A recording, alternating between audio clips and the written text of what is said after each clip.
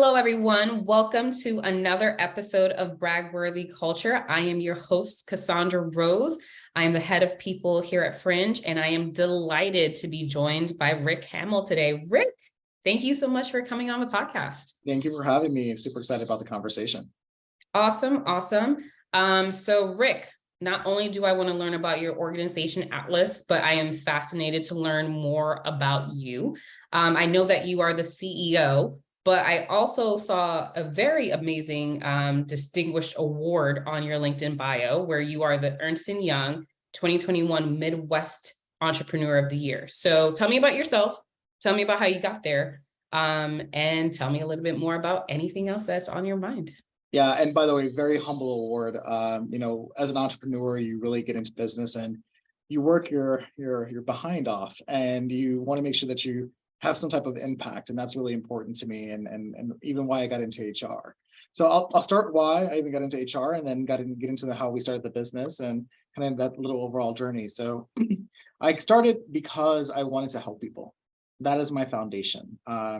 Being able to really support and provide an impact to someone's life is it's really important to me. And so I've had situations when working with organizations where I needed HR to really support me and really needed to be my guide, and really to make sure I'm making the right decisions and taking the right actions to be successful in business. And I felt like I've had some really amazing leaders in my past from an HR perspective, and it really inspired me to make that a career opportunity for me. So, I'd like to give a shout out, if that makes sense, to HR, because it's the ability to really support someone really kind of inspired me from that perspective.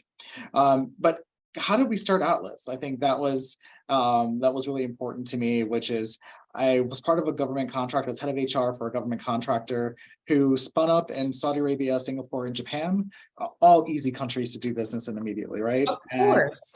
I remember the first time we were told that we won this contract, and I called my payroll provider, and I said, I don't think I see Saudi Arabia on the drop down of how to add an employee.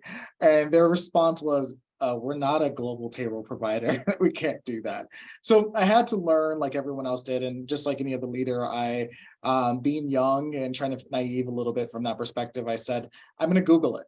And I tried to find a provider that could really provide the services I needed. I didn't have entities in given countries. I had to spin up really quickly because with government contracts, if you don't spin up and meet the government contract, you have to end up paying the government a penalty for that contract. And so I found a company who said they can do something like what I was needing. And I said, great. I presented to the CEO of that organization, and we started to onboard employees. Well, little did I know in that process that it wasn't exactly what was sold to me. They said they were going to be the legal employer. What I later found out was they actually outsourced to third parties. That was, I figured out we had to get employees onboarded. Employees were being taken care of. So the first pay cycle I had with them, the employees weren't paid on time.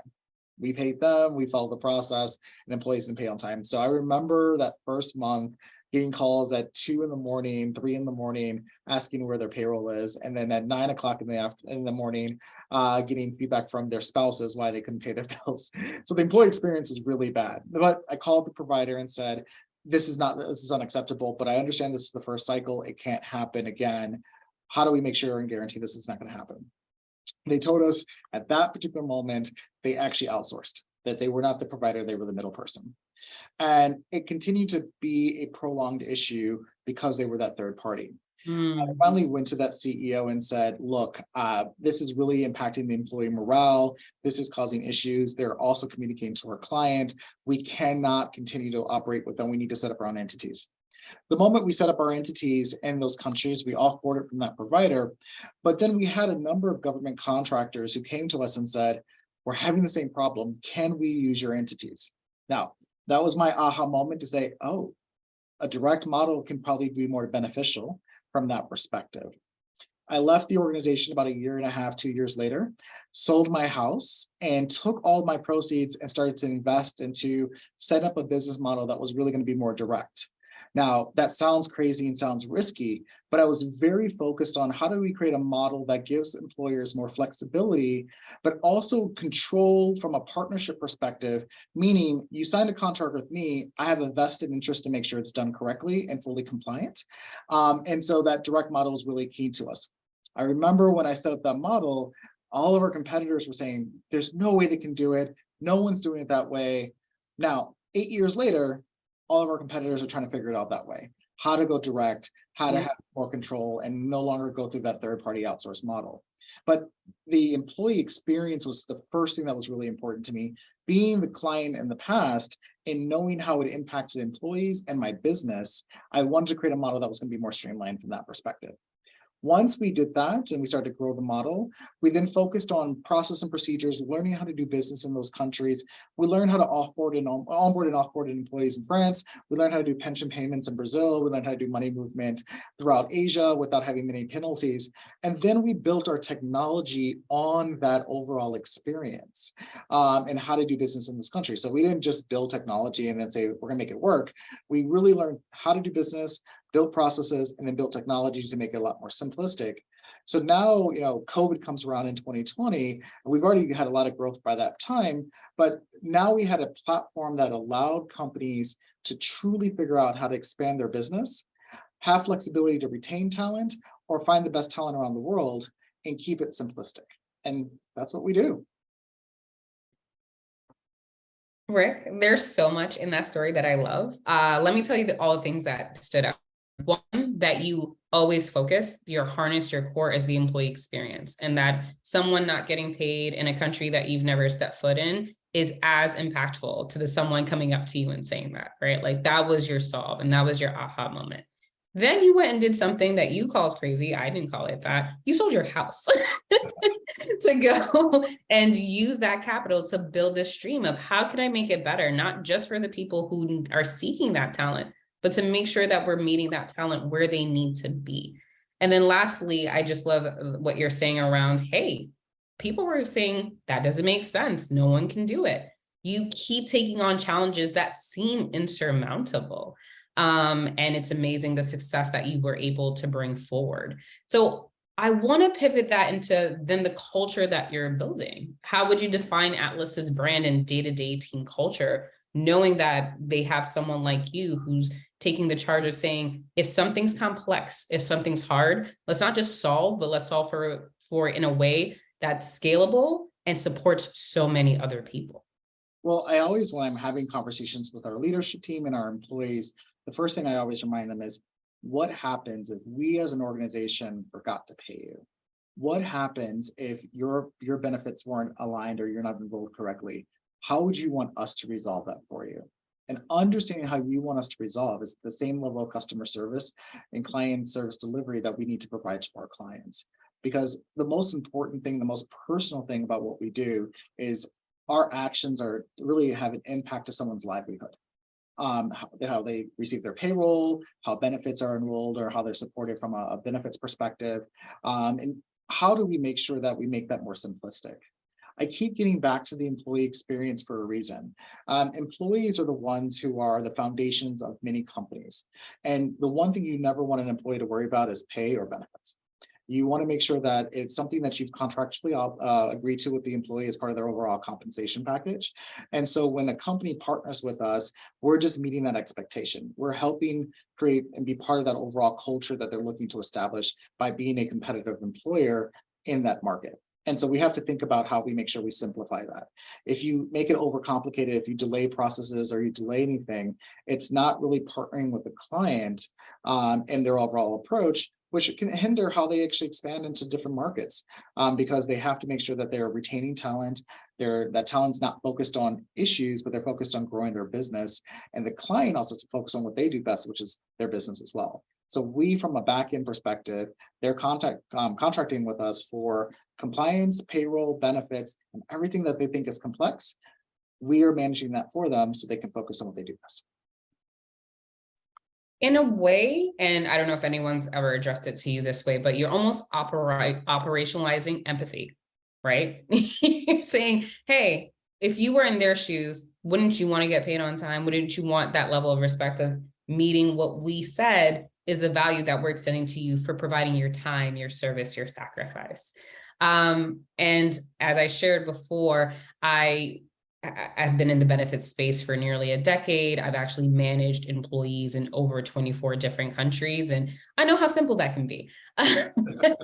So how do you address, especially with clients who are looking to go global through your organization, to address the different time zones and the footprints and the culture within those countries that sometimes either impact or completely can directly impact the culture that they're trying to create within their organizations? How do you really move through those different pieces to make this a holistic solution? Yeah, I think there's a couple of things that any organization has to take into account from that perspective. First and foremost, we do not want to be just this American company trying to do it the American way. We have to respect that we operate in over 160 countries. We support 98 languages. We have offices all over the world. And we have to make sure that we can support culturally and locally from that perspective. So we have employees all over. We're a little over 500 employees around the world that support kind of the operational support. Our clients both have an account manager that's in their time zone, and then we have what they call an employee relationship coordinator that's in the time zone of the employee and the country of the employee, who can speak the language, can support the employee in that time zone. So the employee says, hey, I have a question about my benefits, or hey, I've got a question where my pay slip is.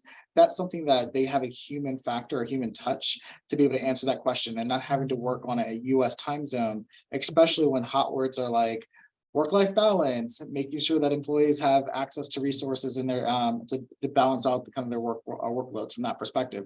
We basically have a model where we're servicing two customers. We're servicing the client who signed the contract with us and the worksite employee in that market as well. Yeah, I think that's truly interesting.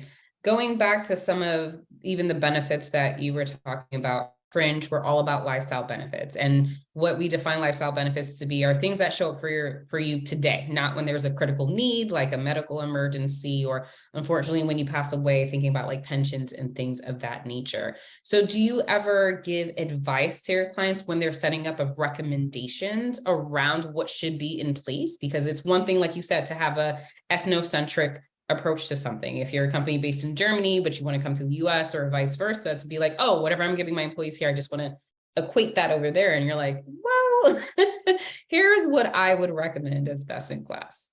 Yeah, I think that there's a difference between what's statutory and what's customary. And I think it's really important, depending on the type of employer that you want to be, what you're looking to offer. Now, in some cases, many countries have statutory benefits that are very good. And so we don't want to discount that from that perspective. But to be a competitive employer, you have to understand what's customary and what employees are used to. I'll give an example from a US perspective. If a company came to you and said, we don't have an entity, we're going to outsource to a third party, and that third party got on a call with you and said, we're going to give you no benefits. You don't have to complete an I-9 form. You don't fill out your tax form. Just kind of give us your information and we'll make sure you get paid.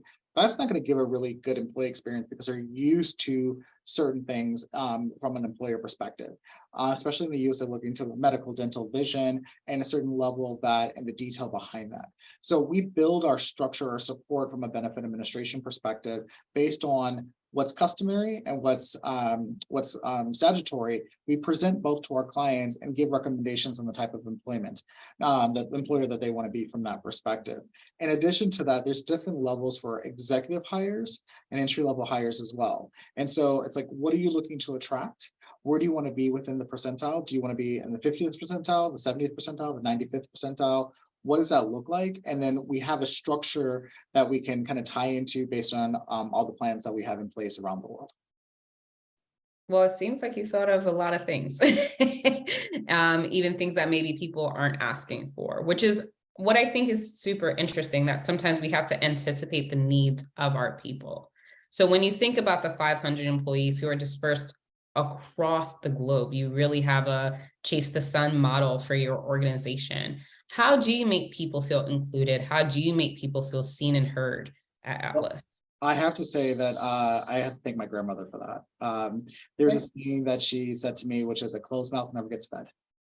So it's something that I say quite often within the organization. That's, your voice is very important. And if you don't tell us or you don't use your voice, then we are going to assume that we're doing it the right way and there's no room for improvement. So you've got to be comfortable in that. And many times I say, I'm taking my CEO hat off. We're going to have a conversation in this room and we're going to be colleagues and we're going to figure out how we can do this. And in some cases, in some cultures, you got to repeat that multiple times because there's a notion sometimes with the CEO, it's, oh my God, it's the CEO, right? Where with us, we're like, look, I'm still Rick. And I still want to make sure that I started this company and I want to make sure we can grow this company with certain foundation and criteria to make sure that we're setting up our employees for success. So the closed mouth doesn't get fed. And then we want to make sure that we're feeding you to grow and to be successful within the organization. Now, I've got a lot of Southern roots, by the way. And so I use a lot of those New Englishes for that, for those type of examples. One other one that I like to use, and it was actually the best advice I've ever got in my life. Now, it sounds bad, so I'm going to explain it when I say it. Okay. But it is, if you think you're doing your best, do the best of someone better. And what that means is sometimes as humans, we are stuck in this kind of this box of what we think we can do. And I know there's a lot of potential from that perspective. In the 50s, there was an experiment with mice, and the doctors had put the mice in water and saw how fast they can tread water. And in 15 minutes, they started to sink and start to drown within the water. They pulled them out of the water, they dried them off, and about an hour later, they threw them back in the water. How long do you think they actually started to tread water again? Remember, 10 minutes they sunk. So after the second time, how long do you think they tread water? 15. 17 hours. 17 hours. 17 hours. And the reason why it's important to understand that is when you believe in yourself, you believe there's an opportunity to be successful, you are going to continue to push yourself to that limit. And that's an example of that. When they believed that they were going to be saved, they kept pushing because they thought they were going to be saved. So as leaders, it's our responsibility that we show that our teams and encourage our teams that, look, you think you're at your limit, but we hired you because of your greatness. And we're empowering you to show you that what your full potential is going to be. But we as leaders got to bring that out of our staff, and we got to push them to do that and show them really what it takes to be the best of someone better, if that makes sense. That makes a lot of sense. And actually, that's a really good dovetail into your values. So I saw that you have 4 company values. And what's interesting is in each of them, the word best is a main theme. So talk to me a little bit more about that. Yeah, so, passion, diversity, those are really important to me and kind of what we think about. Be passionate. Everyone is going to be part of this. You are a part of one big company. We're one vision, one goal, one team. And so your voice is really important. We want to make sure that we hear it. You may bring 100 ideas. We want you to be passionate about those 100 ideas, even if we only go with 10 of them, right? So constantly bring that to the table. Always be your best. It gets back to what I just said, right? When you think you are doing your best, what's going to go outside the box? What's going to think outside the box? What's going to be what's the next best thing? How are you going to continue to elevate yourself in the organization and what you're doing and taking us to the next level? I think we're at the tip of the iceberg. There's so much we can do and how we transform what people or how companies think about global people management. And right now, post-COVID, employers are thinking, okay, how do I retain talent? How do I find talent? And everyone's got to think outside the box. I like to compare ourselves, for example, to Uber. Uber didn't really change much. You still got picked up, you still got dropped off, you still paid a fare, okay? All they did was they simplified it through technology. Now, same thing with us. You still have to find your talent. You still have to pay your talent. You still have to be in compliance with the country that you're operating in. And also, God forbid, if something happens and you have to terminate the employee, you have to do it compliantly. What we've done is we've given opportunity for companies, if it's small to mid-sized businesses, to say, I can compete with the big boys, I can have an opportunity to expand my business, and I can do it through an organization that's made it simpler through technology and through their solutions. That's all we've done. We've simplified the ability. We've taken out the brick and mortar. We've built an overall solution to say, now that small to mid-sized business has said, I'm not the Coca-Colas, I'm not the IBMs, I can't afford all of that global expansion. I can't afford $250,000 into expanding to China and wait 18 months of money I can't touch. I now can do that through an employer of record, where now I can test a market, grow that market. And if I need to set up an entity, I can still use the employer record to grow and then transition employees when I set up that entity when I'm ready to do so. I have an avenue to do it cost effectively, and now I can compete with the big boys. I'm telling you, I wish we met 3 years ago. Well, keep us in mind. Oh, I definitely will. And that is not a plug at all. That is honest truth. So as we wind down, because this is a great conversation, I feel like I could talk to you for hours. What cultural characteristics of the Atlas team is most brag-worthy? You know, this is going to sound very biased. Okay. But I think our team is the most passionate, the most intelligent, the most. They are awesome. We could not be who we are without our teams. Now we push our teams. We ask them to, to get things done. Our motto was get stuff done. You've seen in my book. But we really could not be who we are today if it wasn't for our teams. They are an amazing team. The culture, because of our diversity within our organization, the fact that if you look at our organization, we're global and we look global. We feel global. We operate globally. That is very different than I see in a lot of competitors. A lot of global organizations as a whole, a lot of them are headquartered in one region, if it's US or Europe, but then they have service centers. We are putting leaders in these regions. Those leaders are sitting at the executive table, working with us to really support global expansion and simplification of global expansion. That's our team. That's what's brag-worthy, is no matter what I'm doing or our leadership team, it's the entire ecosystem that we have in the organization that makes us get things done. And that's what I'm excited. You are walking out what you talk about on your website and even through the conversation. So again, kudos to you. My last question, and then I promise I'll let you go. Maybe 2 more questions. Knowing all you know now, what advice would you have told yourself starting on day one? Because you said you had that aha moment because you had that chafing experience, right? But I'm sure there were some valleys in what you were doing that once you started Atlas and are continuing to operate it. So knowing all that you know now, those battle scars, what would you have said to yourself on day one when you started this business? I started the business in my 20s. And so I wish I knew what I know. I wish I knew what I know now back then, as we always say. But there's a couple things that I would say to myself, which is one, you're never born a CEO. Okay. You learn to be a CEO, and a good CEO learns how to be a CEO every single day. Okay. There's no such thing as perfection, and there's no such thing as success without failures.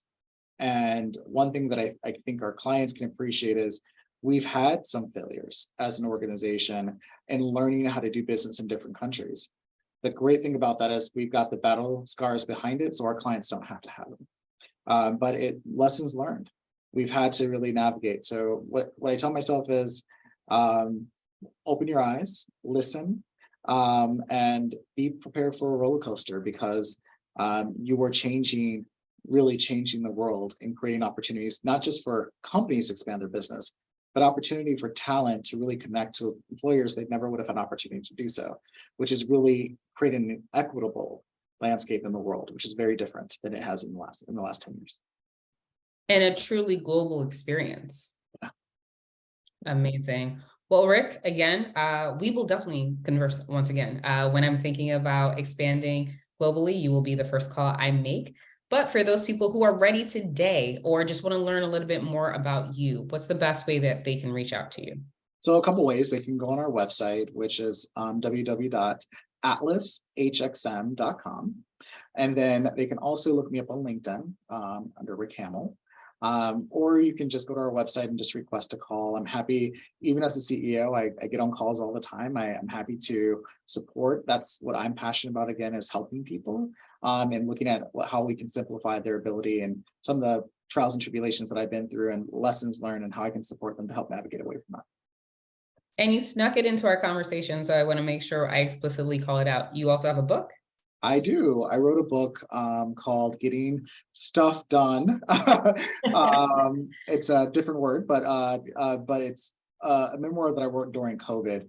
And I really wanted to figure out how there's a lot of things that I thought about, especially as a minority-owned CEO. I'm a minority CEO. I really wanted to figure out how to show people that it's an opportunity. I think in the back of our heads, I was always raised to say, you have to work twice as hard. You have to do certain things. And some of those insecurities that you have being young and being a minority and in a global footprint, I had to learn how to get over that and had to learn to navigate that and learn how to be a better leader because of that. And so I talk about kind of that journey from starting the business in my kitchen and signing my first contract at my dining room table to now having entities in 163 countries, physical offices in over 20, and talent supporting around the world. There's a journey behind that, and I talk a little bit about that, and hopefully it helps people behind that. It definitely will. And if they just want to download your thinking, they can purchase your book. So awesome. Well, thank you again so much for your time. I know that everything that we've shared today will benefit our audience members. So hopefully you'll hear a lot soon. Thank you so much, Rick. Pleasure was mine. Thank you so much. Have a great day.